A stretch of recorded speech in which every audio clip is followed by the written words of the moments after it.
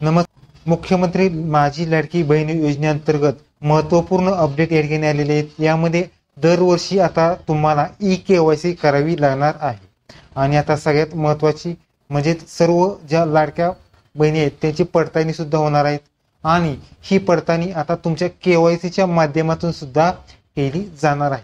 लाडक्या बहिणी योजनेची KYC कशी करायची त्या संदर्भात महत्त्वपूर्ण GR शासनाने या ठिकाणी प्रसिद्ध करण्यात आले आहेत। त्याच GRची आपण संपूर्ण माहिती आपण आजच्या व्हिडिओमध्ये आपण पाहणार आहोत। तर व्हिडिओ नक्की शेवटपर्यंत पाहायचा आहे। व्हिडिओला लाईक करा, शेअर करा, कमेंट करा। असे नवीन पाहण्यासाठी चॅनलला सबस्क्राईब करून बेल नक्की दाबा। आजचा व्हिडिओ हा सुरू करूया। ओके, तर मित्रांनो या ठिकाणी शासनाचे GR आहे तो ठिकाणी GR प्रसिद्ध करण्यात आले आहेत। यामध्ये मित्र तुम्हाला मुख्यमंत्री माझी लाडकी बहीण योजना अंतर्गत पात्र लाभार्थी महिलांची पडताळणीसाठी आणि प्रमाणीकरण करण्यासाठी ई-KYC माध्यमातून आधार ऑथेंटिकेशन करण्यास मान्यता देण्यात आलेली आहे। त्यामध्ये 18 सप्टेंबर 2025 या ठिकाणी महाराष्ट्र शासन महिला व बालविकास GR प्रसिद्ध करण्यात आलेले आहेत। यामध्ये मित्रांनो प्रस्तावना आहेत। यामध्ये राज्यातील महिलांना आर्थिक स्वातंत्र्यासाठी आणि त्यांच्या आरोग्य व पोषणात सुधारणा करण्यासाठी आणि कुटुंबातील त्याची निर्णायक भूमिका मजबूत करण्यासाठी महाराष्ट्र राज्यात मुख्यमंत्री माझी लाडकी बहीण योजना प्रभावी अंमलबजावणी करण्यात येत आहे। सदर योजनेअंतर्गत लाभार्थी महिला थेट लाभ हस्तांतरित म्हणजे डायरेक्ट DBT ट्रान्सफर आर्थिक लाभार्थी रक्कम जमा करण्यात आलेली आहे। स्वातंत्र्यासाठी आणि त्यांच्या आरोग्य व पोषणात सुधारणा करण्यासाठी आणि कुटुंबातील त्याची निर्णायक भूमिका मजबूत करण्यासाठी महाराष्ट्र राज्यात मुख्यमंत्री माझी लाडकी बहीण योजना प्रभावी अंमलबजावणी करण्यात येत आहे। सदर योजनेअंतर्गत लाभार्थी महिला थेट लाभ हस्तांतरित म्हणजे डायरेक्ट DBT ट्रान्सफर आर्थिक लाभार्थी रक्कम जमा करण्यात आलेली आहे। त्याचबरोबर मुख्यमंत्री माझी लाडकी बहीण योजनेअंतर्गत आर्थिक व इतर अनुदानी लाभ आणि सुविधांचे लक्षणीय वितरण अधिनियम 2016 कलम 7 तरतुदीनुसार अनुषंगाने दिनांक 1/8/2024 अन्वये महाराष्ट्र शासन अधिसूचना सूचित करण्यात आलेले आहेत।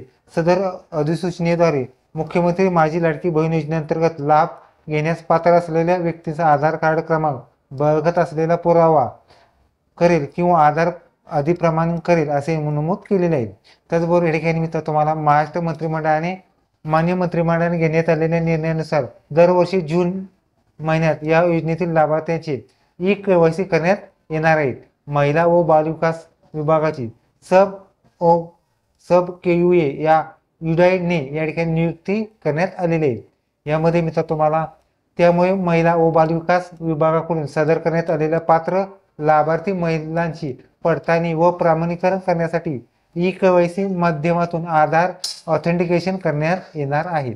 त्या अनुषंगाने मुख्यमंत्री माझी लाडकी बहीण योजना वेब पोर्टलवर ई-KYC सुविधा सुद्धा उपलब्ध करून देण्यात आलेली आहे। त्यामध्ये मित्र तुम्हाला शासनाने परिपत्रक आहेत।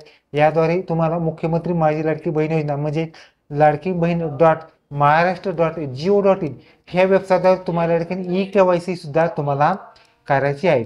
यामध्ये मित्रांनो ई-KYCची जी मुदत आहे मित्र तुम्हाला 2 महिन्यांच्या आत या ठिकाणी कंपल्सरी करायची आहे। त्यामध्ये आधार ऑथेंटिकेशन केले नाही तर तुम्ही या ठिकाणी पात्र राहणार नाही अशी सुद्धा या ठिकाणी तुम्हाला माहिती आहे। तसेच या ठिकाणी योजनेअंतर्गत दर जून महिन्यात 2 महिन्याचा कालावधी असतो। त्यासाठी ई-KYC सर्व महिलांना पात्र उमेदवार असतात या ठिकाणी करावी लागणार आहे।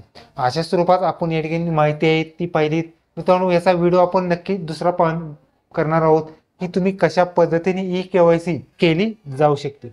ओके, तर तुम्ही तुम्हाला मुख्यमंत्री माझी लाडकी बहीण योजना अंतर्गत आधार ऑथेंटिकेशनची संपूर्ण माहिती व्हिडिओ कसा लाईक करा, शेअर करा, कमेंट करा। धन्यवाद। जय हिंद, जय महाराष्ट्र।